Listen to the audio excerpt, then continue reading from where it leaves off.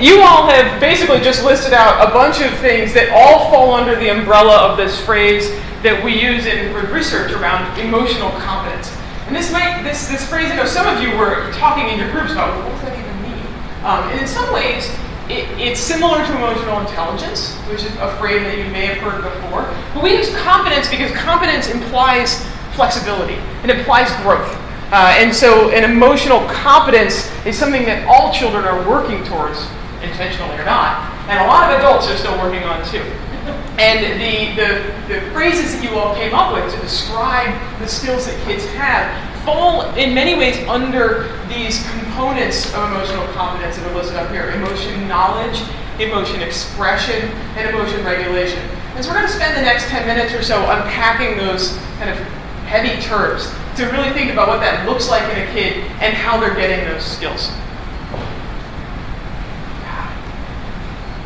Okay, so emotion knowledge, and that's probably a very familiar idea. This is the language we were just talking about. This is the ability for a child to understand their own feelings and maybe be able to understand how someone else is feeling by having a knowledge base around different types of emotions or experiences of emotions. Emotion expression is that ability to actually communicate or express that feeling that you're having. Maybe with language, maybe with facial or bodily cues, and be able to do it in socially appropriate ways across contexts. So that's a harder part that a lot of 3 and 4-year-olds are still working on. And then finally, emotion regulation, and this gets to that thermostat piece we were talking about. So emotion regulation is that management of your emotional experience, trying to match your emotion with whatever your goal is. So we'll talk about how kids are developing that thermostat, especially around ages 3 and 4. Okay. So emotion knowledge, as I said, is this understanding of your own emotions and possibly those of others. And when children are infants and toddlers, we see early kind of big leaps in emotion knowledge capabilities. A lot of toddlers. So I have a 22-month at home, and he knows when people are happy, and he points it out in books, and he can point it out on my face, but he still has like a 60-40 hit rate on identifying sadness. And so those skills are coming on board. They're beginning to pair other people's expressions with a physiological state. Right? What does it feel to be happy? What does it feel to be sad? And being able to put language onto some of those experiences. So most preschool-age kids can easily talk about what makes them feel happy, sometimes they can figure out what's going to cause someone else to feel a different emotion, so they know when mom is not happy, and they can normally predict what they're going to do that's going to result in mom not being happy, right? And they might test those limits just to check their hypothesis. What if I push the cup off the table this way? Oh, you're still unhappy. Okay. And they also can pick up on how individuals express those feelings, and they have knowledge about other people's expressions. So knowing that when mom slams a door, that probably means she's not very happy with whatever I just did.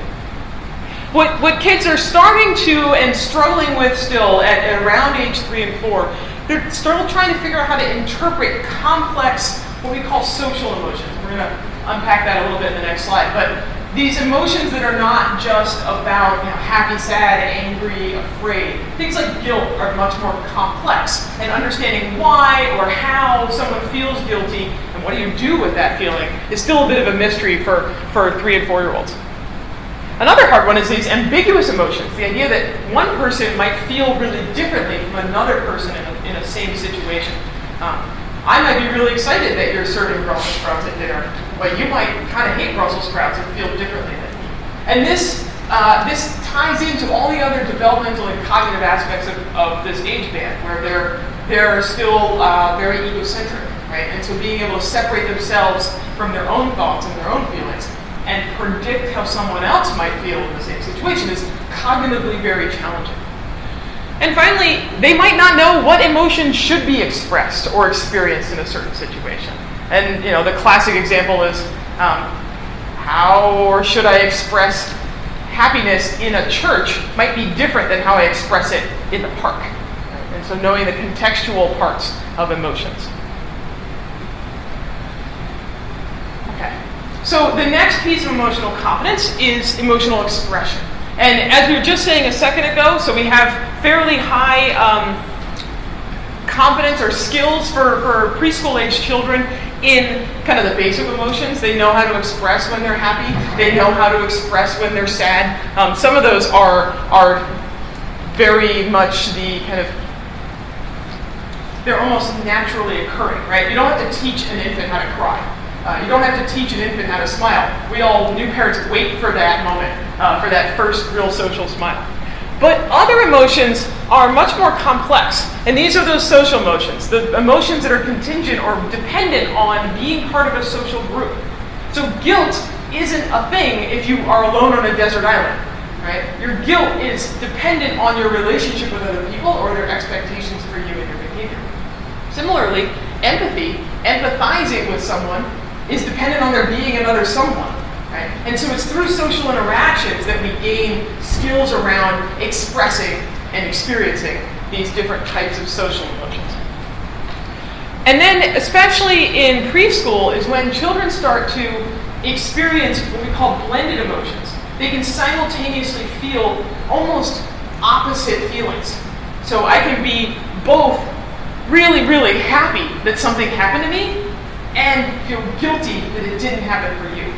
And having to handle both of those emotions at the same time. In our picture back here, we could think of this little guy in the back. Let's see, if our friend in the front brought a fire truck to play with, and the friend in the back broke it, how do you think the friend in the back is feeling? A little guilty? Yeah, he broke the fire truck. How else might you feel? Sad. Sad? Why is he sad? The boy's leaving, right? It's like, he can even feel mad, right? I thought we were playing, why are you leaving, right? And being able to handle and sit with all those emotions at the same time, and also communicate them in an effective way to get his friend to come back, that's a real challenge. And I think a lot of 3-year-olds would struggle with that, and most 4-year-olds are also going to struggle. There's some 24-year-olds who struggle with that. But these tendencies, and one of these tables was talking about kind of the stability of emotions. Some kids are predictable. Kids over time, and especially in this early childhood period, are starting to have more stable emotional kind of displays that you know some kids are almost always happy no matter what's going on, and some other kids just are struggling and seeming kind of really fragile, a little bit on the edge, and it feels like you can almost set them off with anything. And other kids pick up on that, right? And so this is where your ability to express your emotions and manage them, I'll get to that, impacts your social relationships. Because it's going to be a heck of a lot more fun to play in the block corner with the happy-go-lucky kid than with the kid who might cry if you build the wrong thing. And so we can think about those opportunities, those social interactions, as practice time. You don't send a kid out of the room during math time if you're struggling with math. But in many ways, being a less socially competent child results in you being excluded from more social interaction. And so those kids may get less time to learn and interactions to learn in. And so we kids and teachers are picking up on those tendencies. Okay, and then the last piece here, and don't worry, I'm going to stop talking at you pretty soon. The last piece here is regulation, and I think this is the thing that's at the crux of so much of what we do in early childhood, because it's in your face. Right? The emotions are in your face, and in some ways they might be between you and lunchtime, or between you and nap time. And so emotion regulation is that the means by which a kid is learning to modulate or manage their experience of emotion. And we talk about regulation in two directions. I think most people are fairly familiar with down regulation, right? I have a really big feeling and I need to bring it down. I need to turn my thermostat down. I need to be able to calm down. So if you're starting to have a little hard time sitting in your seat before lunch and we can't get lunch out until everyone's sitting down, we need to calm down. If I'm running up and down the hall and that's proving unsafe, we need to calm down. We also, though, in research, study upregulation, because there are times when you need to actually display more and maybe experience more of an emotion than you're actually experiencing at the time. No judgment here. Who's trying to get out of this speeding ticket? Almost. Right. That is, you have a goal. Your goal is to not pay that ticket. And if you can feel a little bit worse about it so that you get some tears and the cop lets you off, you met your goal, right? You up-regulated your emotions to meet your goal. Another example, you get a terrible, terrible Christmas present. But the person who gave it to you is right there. Oh, thanks. It's just what I wanted. Right? So we are adapting our emotions to suit the situation we're in to meet some kind of goal.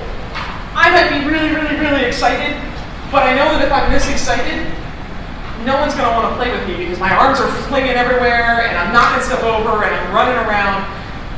As I learn to take a deep breath and bring that emotion in, I might be a more appealing playmate. Right? I might be more attractive to come and play with. And so kids are learning that through kind of trial and error, right? And what we're going to talk about a lot of today, a lot of this afternoon, is how to help kids through that process. Okay.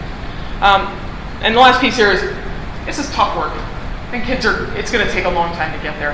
And I keep saying this, there's a lot of our adult friends who struggle with this. Some of the people on TV struggle with this. Okay. So, I don't think this is news to anyone in this room, but these skills, this knowledge, this expression, these regulation skills, this is the foundation of learning. Learning is a social process, and learning in a vacuum is almost impossible, especially at this age. And so it's through maintaining positive relationships that children are going to be able to gain all of the benefits of our classrooms and do successful things through elementary and beyond. So we know from the research that children who have poorer emotional skills, age-appropriate skills, are going to participate less. They're going to get less attention from their peers and their teachers. They're less fun to play with. And over time, they like school less and less. And we know that if kids aren't having a great time and love learning when they get to 3rd and 4th grade, the chances of them dropping out will through the roof. And so part of loving school is these emotional capacities, these competencies. And we know that social emotional competence predicts success in elementary school even after we control for kids' intelligence, even after we control for family income. Above and beyond all of these components, these skills are robust predictors of success. But we aren't teaching them. We aren't necessarily supporting our teachers in teaching them. So briefly, this is just going to show what I just said, that these skills result in preschool teachers seeing kids who are well adapted, well adjusted, less negative and aggressive, and more ready for learning. Those things carry on into kindergarten, and those kindergarten teachers report that those kids are ready to learn and they're ready to adjust to a new environment. And you're going to see that pattern play off in 1st, 2nd, 3rd grade. So, really, we've been talking about kids and their emotional competence, and again, we think that all of you probably agree that these emotional competence skills matter. But really where we want to head is, how do teachers help children to become emotionally competent?